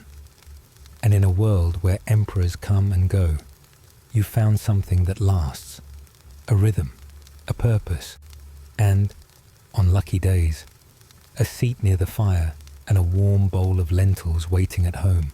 You sit on a low, worn stone bench, your back curved from years of repetition, and the quiet gurgle of water running through lead pipes hums just beneath the street like a sleepy lullaby. The air smells faintly of olive oil, old leather, and something less pleasant. You're in Rome, of course, somewhere between the Aventine and the Forum, in one of those communal latrines where the marble is cool, the chatter is constant, and privacy is more of a myth than a right. Your job? You clean this place. Not just once, not just occasionally, but every day. You are the foricarius, the man with the sponge stick. You shuffle in before sunrise when the city is just beginning to stir, and you wipe, scrub, rinse, repeat. In theory, it's a simple task. Maintain the public toilet, ensure the sponges on sticks, the tersoria, stay somewhat clean, and make sure no one's using the latrine as a social club long past their necessary time. And yet, you've been doing this for years. There was a time you thought this was only temporary, maybe a stepping stone into a better position, perhaps even a spot on the maintenance crew of the baths of Caracalla. Those men had real uniforms, and some even got tips. But here you are, still here, still scrubbing marble with vinegar and sand, still nodding politely at senators who never meet your eyes. You once tried to impress a supervisor with your innovations. You carved grooves into the sponge handles for better grip. You proposed a rotation system so the water channel could be cleaned without shutting the entire latrine down. He patted your shoulder and said, "Good thinking," but nothing changed. You suspect he didn't want to explain the new system to the others. Some say there was potential for advancement in sanitation roles like yours. A few historians argue that the curatores cloacarum, the officials in charge of Rome's impressive sewer system, sometimes rose from humbler maintenance positions. Others insist that was more myth than reality, a story told to keep people like you scrubbing with hope in their hearts and vinegar in their buckets. You make a decent wage, all things considered. Enough for bread, olives, wine that tastes faintly of raisins, and the occasional second-hand tunic that doesn't itch too badly. But you're not invited to the Saturnalia feasts of your wealthier neighbors. You're not even invited to the mid-level merchant gatherings. You're invisible, except when someone needs you to unclog something. Still, there are perks. The job comes with reliable hours. You're rarely surprised by your schedule. The toilets fill up with people in the morning and again after the midday meal, and the rest of the time, it's just you, the marble, and the slow trickle of water through Rome's ancient veins. That rhythmic sound is oddly soothing, like nature's reminder that everything flows, even if you don't. You get to overhear things too. Oh yes, the stories that float through a Roman latrine, political gossip, market rumors, the occasional whispered confession. You once heard someone admit to stealing a statue from a public fountain, though it was unclear whether it was a prank or a metaphor. You've never told a soul. In your line of work, discretion is a kind of currency. Some days, you fantasize about promotion. Not to a senator, of course, that's laughable, but maybe to an overseer of multiple latrines. You could walk around with a wax tablet and nod seriously while others scrubbed. You'd carry a small bronze seal to stamp reports. You even practiced your signature once, just in case. But the truth is, no one ever seems to leave this job. The man before you worked until he couldn't bend anymore, and the man before him did the same. You suspect they're still out there somewhere, retired in a one-room hovel, telling stories to pigeons about the time they cleaned the latrine behind the Temple of Vesta. And yet, you're not unhappy. There's a slow satisfaction in knowing your work keeps the city running. Without you, the streets would smell worse, the citizens would complain more, and the senators might finally notice how dependent they are on people like you. Of course, they never will, but still, it's a small point of pride. You've also become something of a minor fixture in the neighborhood. Children wave as they pass, their noses scrunched, but their smiles genuine. Locals know your name, or at least your nickname, Spongius Maximus, which they say with a laugh and the occasional bow. You're a part of this city, stitched into its tapestry like a humble thread that no one notices until it's missing. And on quiet afternoons, when the sun slants through the archways and the marble glows with a kind of sleepy warmth, you close your eyes and imagine what it would be like if history remembered you. Not as a hero or a statesman, but as the man who made sure one of the busiest latrines in Rome never backed up. It's not glorious, but it's necessary. And maybe, in a way, that's its own kind of legacy. You open your eyes, adjust your tunic, and reach for the next sponge. Because while some dream of glory carved in stone, you found a kind of peace in the gentle rhythm of water, marble, and sponge. And even if your career never climbs higher, at least it's steady. Like the endless trickle of Rome's aqueducts, still flowing quietly beneath your feet, you shuffle your sandals down the stone corridor, the soles slapping gently against the cool floor. Morning sunlight slants through their high windows in dusty beams, and the faint scent of damp limestone clings to the air like a lazy cat. You're on your way to work again. Yes, that work. The job that most Romans wouldn't touch with a 10-foot ladle. You, however, are a proud member of the latrina custodians, the keepers of public cleanliness in the grand city of Rome. Or, as the street urchins like to shout from behind their fig carts, the toilet whisperers. People might scoff, but you know something they don't. There are perks to this gig. For one thing, you always know the gossip. The latrines are where senators mutter secrets under their breath, where merchants grumble about taxes, and where the occasional gladiator confesses his fear of geese while waiting in line. Strange, but you've heard stranger. Romans, after all, are a chatty lot, and the marble benches of the public toilets are far more social than people today might imagine. No cubicles here. Just a long stone slab with neatly spaced keyhole openings side by side. It's communal, like a bathhouse, but with a bit more plumbing. You also get free olive oil. No, not for salads, for cleaning. The Romans are obsessed with hygiene, and your station is stocked with jars of oil, piles of sponges on sticks, called tersoriums, and buckets of salt water. You've become quite the expert in sponge maintenance. There's even a trick to keeping them fresh longer, soaking them overnight in a mix of vinegar and crushed mint leaves. Smells almost pleasant, actually. Almost. Then there's your unofficial title, Minister of Flow. A bit of a joke among your co-workers, but accurate. You know how to keep the water running through the system, and that gives you power. The Cloaca Maxima, Rome's massive sewer system, hums beneath your feet like an old friend. Built centuries ago, it's still one of the most impressive feats of Roman engineering. Some scholars debate whether the Etruscans started it or if it was entirely Roman ingenuity. Either way, it's older than your grandmother's grandmother, and stronger too. You have keys to the underground. Not many can say that.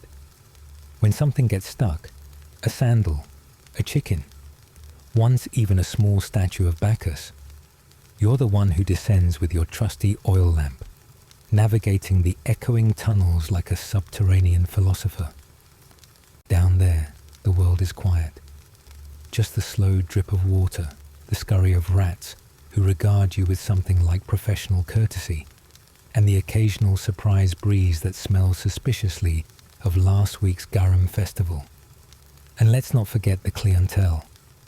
While the elite may pretend they never visit public spaces, you know better. You've handed a sponge stick to a man with a laurel crown more than once. He gave you a nod of respect. Or maybe indigestion. Hard to tell. Either way, you're part of the rhythm of Rome. You keep things moving, literally and figuratively. One time, a philosopher named Gaius sat down beside you and gave an impromptu lecture on Stoicism while adjusting his toga. We must accept all parts of life, he said, waving vaguely toward the opening between his knees, even the unpleasant. You nodded politely and offered him a fresh tersorium. He used it like a man at peace with the universe. And then there's the weather. Working underground or in shaded latrine halls means you're spared the worst of the Roman sun.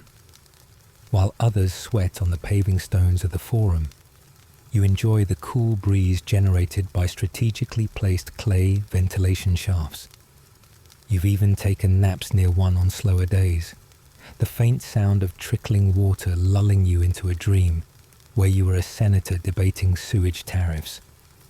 You've also made friends, real ones, fellow custodians, city cleaners, even the occasional cat who has claimed your cleaning closet as its imperial suite.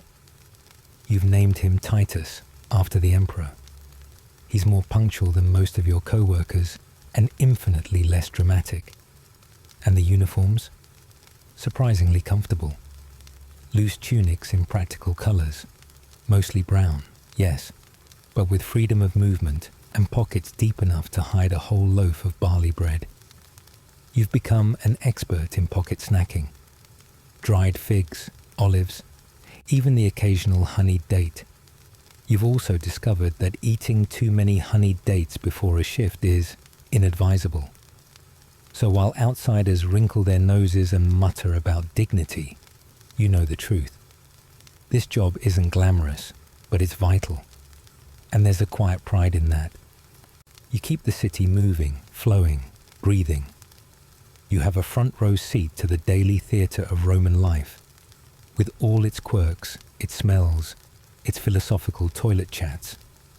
Some say the Romans were obsessed with order, that their engineering was a form of control over nature. Others believe they simply had a deep appreciation for comfort. Maybe it's both. All you know is that when the water flows smoothly and the sponges are clean, you feel like a very small cog in a very grand machine. And that's not such a bad feeling at all. You lean back against the cool wall for a moment, listening to the soft gurgle of water and the distant murmur of voices. Another day, another clean bench, another sponge handed to another senator with indigestion. Life in Rome may be messy, but you've got it down to a fine mint-scented art. You wake up to the familiar scent of vinegar and ammonia, which, for most people, might be a dreadful way to begin the day. But for you, it's just another Tuesday.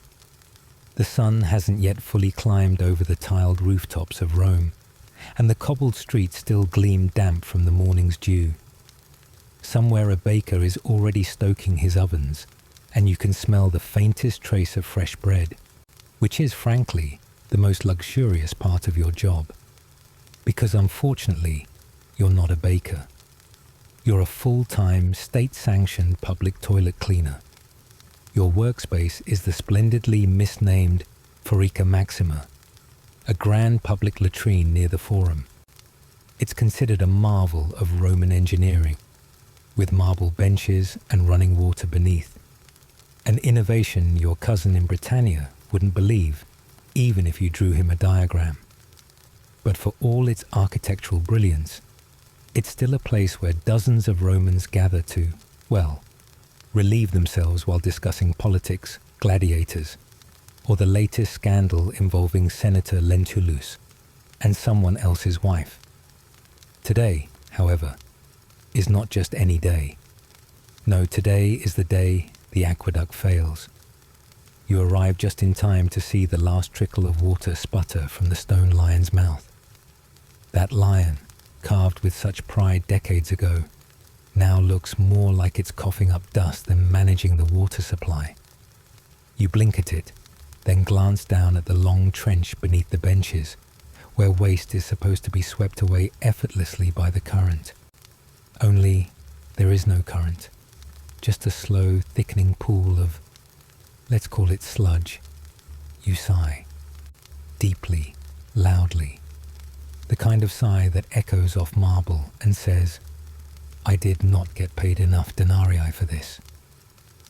Grabbing your cleaning stick, the tersorium, a sponge on a stick that's been reused more times than you'd care to count, you begin your rounds.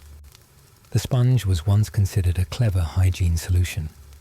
Romans even dipped it in vinegar between uses, which sounds sanitary until you realize it's shared by everyone, without exception.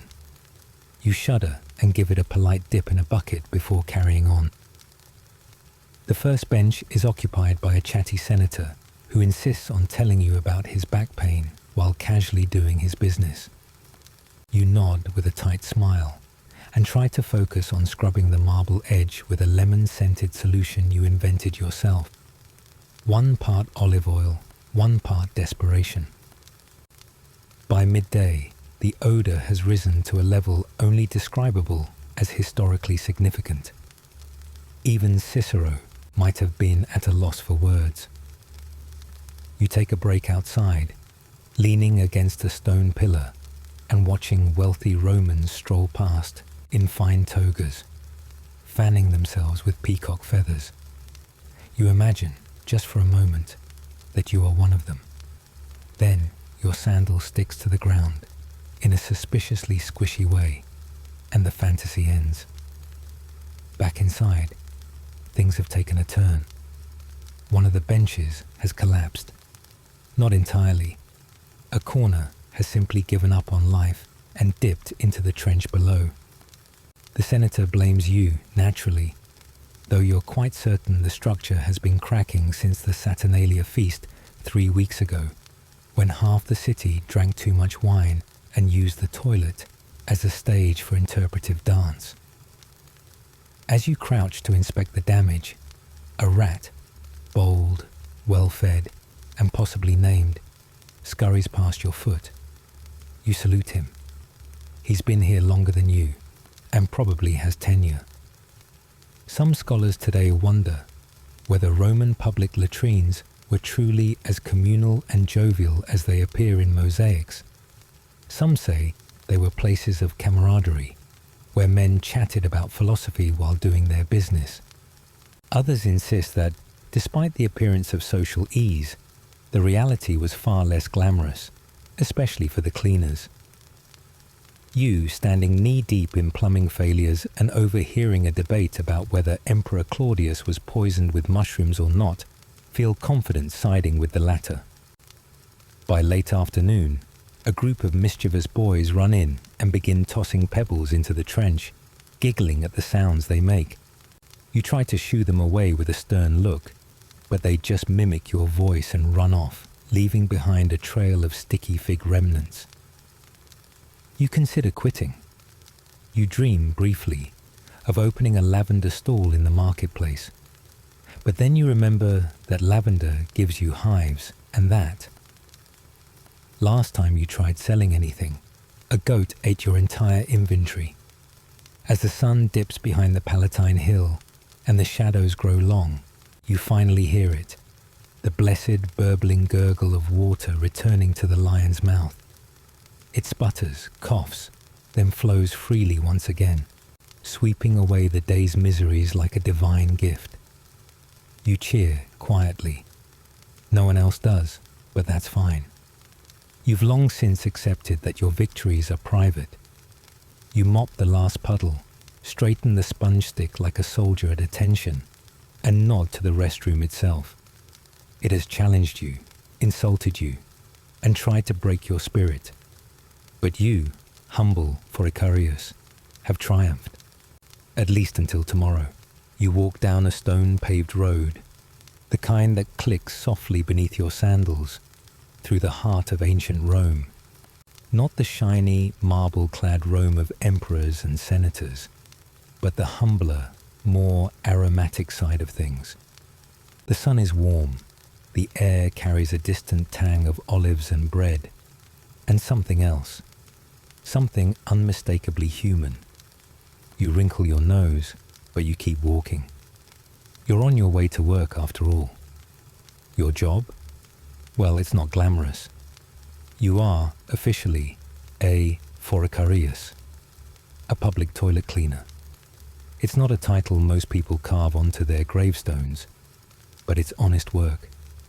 You arrive at the latrina publica, a long bench of polished stone with neatly spaced holes, each one leading to the great unknown.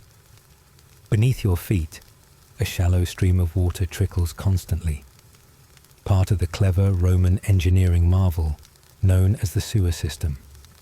They call it the Cloaca Maxima, Latin for greatest sewer. You suppose that's accurate.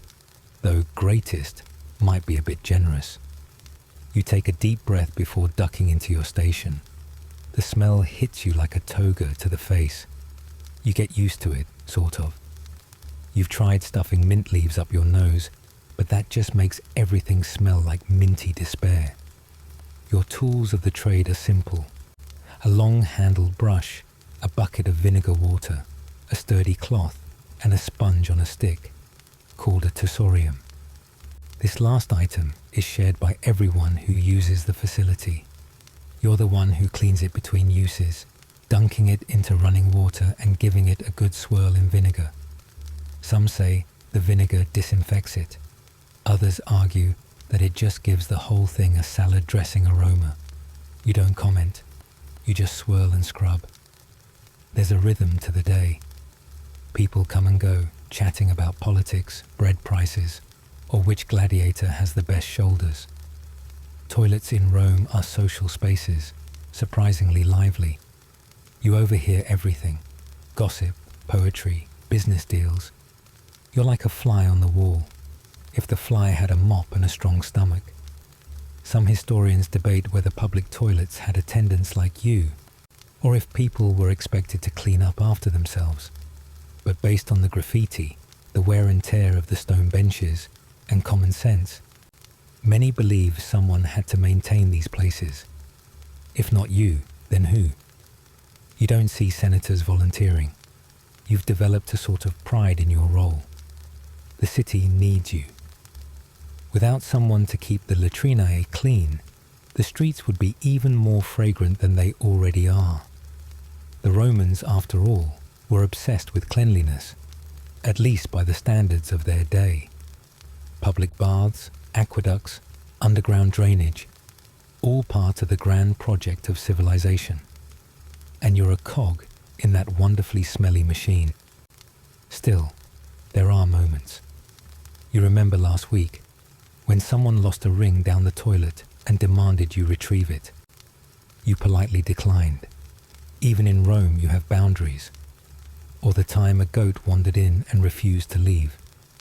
You spent an hour coaxing it out with bits of stale bread and gentle pleading. The goat, unimpressed, left you a gift. There's a strange peace in your routine. The water flows, the sun shifts across the stone walls, and occasionally a breeze stirs the heavy air. You hum to yourself, a tune you picked up from a street musician near the Forum. No one pays you much mind, but that's fine. You're part of the background, a quiet guardian of public hygiene. You've heard stories about the goddess Cloaca. She was once a minor deity of the sewers, worshipped near the Roman Forum. Some say she was originally a goddess of cleanliness and purification, later adopted by the Romans to watch over their sanitation systems. You like to imagine she's watching over you, nodding approvingly as you scrub and rinse. Sometimes, late in the day, when the sun turns golden and the flow of visitors slows, you sit on your little stool and look out at the street. Children chase each other with laurel branches. Vendors shout the names of their snacks: roasted chickpeas, honey cakes, fried dormice. You wonder what it would be like to sell honey cakes instead. Sweeter, probably, but stickier. You once tried to pitch the idea of scented vinegar for the tersorium. Lavender, maybe, or rosewater. The suggestion was met with blank stares and a few chuckles. Fine, you think. Let the future invent air fresheners. In the quiet moments, you think about leaving. Maybe taking up pottery, or learning to read well enough to become a scribe's assistant. But then a child runs in, desperate, and you hand him a clean sponge with a reassuring nod. He beams at you, and you realize, in some odd, damp way, you're needed. The job isn't glorious. It's certainly not clean, but it's yours. And in a city of marble temples and roaring amphitheaters, someone has to keep the less glamorous parts running. You wipe your hands on your tunic and pick up your brush. The water still flows, and the day isn't over yet. You find yourself walking slowly through a Roman street, late in the empire's years, when the corners of once grand marble columns have softened under centuries of weather and wear. There's a sleepy hush to the world around you, a quiet that settles in like dust on forgotten statues. The clamour of chariots has faded into memory, and even the cheerful gossip of the bathhouses seems muffled now, echoing faintly from the past. The city, though still impressive, has begun to let go of certain habits, including, rather unfortunately, its once celebrated public toilets. You pass one of them now, tucked between two worn-down shops, its stone benches still intact, but the holes above the drainage channel now dry and cracked. A few weeds peek through the crevices. It's oddly peaceful here, in the way that only abandoned places can be. Places that once bustled with everyday life but now sit in dignified silence. You remember, perhaps a little too clearly, that there used to be hundreds of these public latrines across the city. Some were quite elaborate, with running water beneath the seats and decorative mosaics on the floor. They weren't just places to do your business. They were social hubs, where people chatted, gossiped, even debated politics while seated side by side, separated by little more than a polite glance and a toga fold. A sort of ancient Roman water cooler, if you will, minus the water cooler and plus a communal sponge on a stick. But now, many of these facilities are crumbling. The decline wasn't sudden. It came gradually, like candlelight dimming as the wax burns low. As the empire struggled, economically, politically, and militarily, public funding dried up. The aqueducts that once fed fresh water to fountains, baths, and toilets began to fall into disrepair. Maintenance crews, once a regular part of civic life, became rarer. And those brave souls who once cleaned the toilets, sometimes using vinegar and ash, sometimes just sheer willpower, found better, or at least less odorous things to do. You sit by one of the old latrines now, just resting, imagining what life might have been like back then. A part of you is oddly grateful you don't have to be a Roman toilet cleaner. Even though the job was fairly secure, and in some odd cases, surprisingly respected, it also involved dealing with methane gas buildup, slippery marble floors, and the occasional rat with a strong sense of territoriality. Not exactly a dream career. Some historians argue that the fall of public sanitation played a bigger role in the decline of urban Roman life than we give it credit for. Clean water and efficient waste removal had made dense city living possible. Without them, cities grew less habitable, disease more common, and people slowly drifted away to rural estates, where the air was fresher and the bathroom arrangements, while more rustic, at least didn't involve sharing a sponge. Others suggest that the latrines themselves were always a bit less glamorous than we imagine. The idea of them as communal bonding spaces might be more idealized than accurate. Some scholars believe that while elite Romans praised the idea of public toilets as a symbol of civilization, they often preferred to do their business in private, in the comfort of their villas, far from the city's smells and sounds. Who could blame them?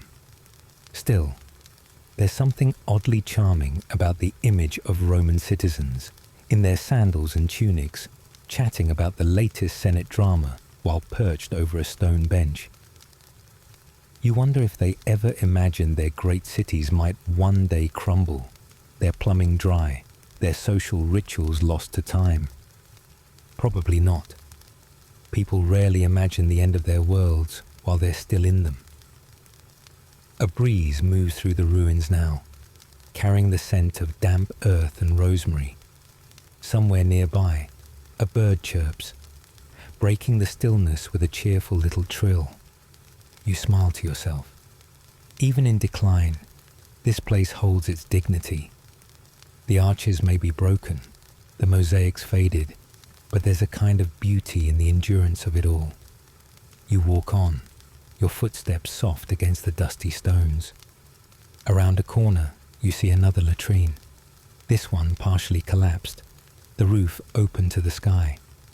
A fig tree has taken root just beyond it, its branches reaching toward the heavens like it's trying to remember something.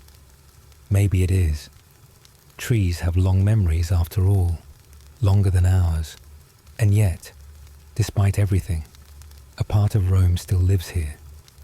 In the quiet spaces, in the way the stone holds the sun's warmth, in the echoes of laughter that seem to linger, impossibly, in the air. You pause again, looking back at the row of empty seats.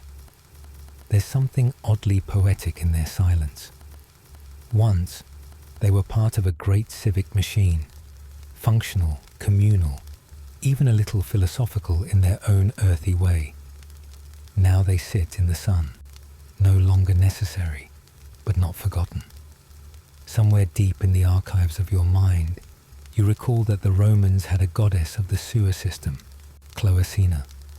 Not the most glamorous deity, perhaps, but certainly one of the most practical. She was worshipped at the Cloaca Maxima, the great drain of Rome, and her little shrine sat modestly above the city's largest sewer entrance. You wonder if anyone still leaves her offerings. Maybe a fig or a coin or a thank you whispered into the dark. You keep walking, past another crumbled arch and a sunken doorway, your steps slow and easy. The world around you feels softer now, quieter, like it's exhaling.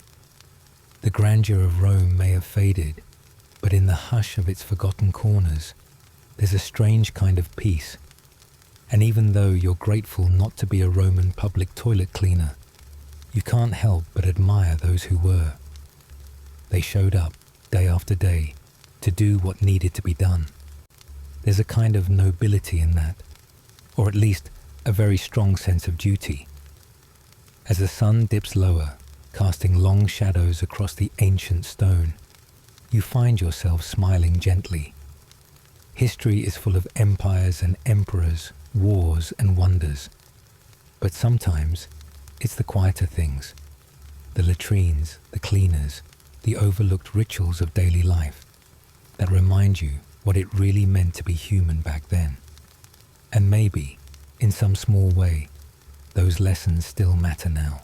You rest your elbows on the warm stone ledge of a quiet Roman street, the sun just beginning to slide behind the terracotta rooftops. The clamour of the day is softening now. Market stalls folding down, sandals scuffing along the cobblestones, and the distant echo of a lyre being tuned somewhere behind a curtain of vines. It's peaceful here, in a way that ancient Rome rarely gets credit for. You listen to the breeze whispering through the fig trees and think back on the people you've met during your imaginary wanderings, particularly those whose names never made it into marble inscriptions or golden coins. You remember the toilet cleaner from this morning. Not a glamorous title, certainly not one that gets a statue in the forum. But there he was, with a bucket, a rag made of wool, and a kind of quiet dignity that even emperors might envy. It's easy to forget the thousands of workers who kept the eternal city, well, eternal.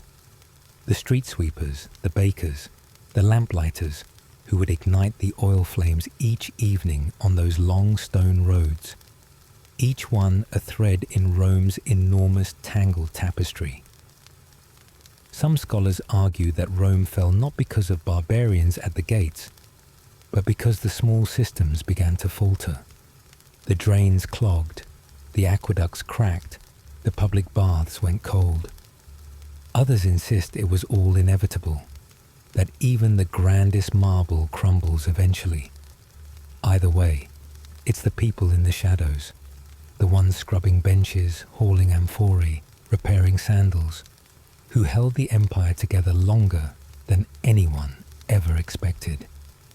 And the toilet cleaners, They weren't just janitors. They were part-time engineers, amateur chemists, and unflinching optimists. You can't spend your days in a lavatory without developing a good sense of humor and a profoundly philosophical tolerance for the absurd. It's said that some Roman public toilets, like the ones in Ostia Antica, had over 20 seats lined up in a row with no partitions. You just sat down next to whoever was available and got on with it. Small talk optional, though probably inevitable. Strange as it sounds, it was a kind of social hub. Not so different from the water cooler chats in today's offices, just smellier. And remember the tersorium? That humble sponge on a stick, soaked in vinegar or salt water, passed from one user to another. A rather intimate communal habit, when you think about it. Historians still debate whether people brought their own, or if there was just one shared per toilet block. You'd hope for personal ownership, but this is Rome we're talking about. A place where practicality often overruled squeamishness. Yet for all the grime and the odor, these jobs mattered. They were essential.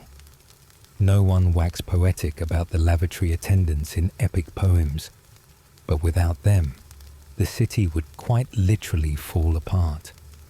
You feel a strange fondness for them now, not just as characters in a faraway story, but as real people who stood in the same sun, leaned against the same walls, and sighed at the same pigeons. As the moonlight begins to pool in the alleyways, you imagine one of those workers closing up for the night. He sets down his bucket, stretches his arms overhead, and maybe sneaks a plum from a passing cart. He knows he won't be remembered by name. He knows he'll wake tomorrow to another bucket, another bench. But he also knows the city needs him, even if it never says thank you. You let that thought settle into your chest like a warm stone. The idea that not all heroes wear laurels or wield swords. Some just carry mop buckets and make sure the sponge is clean.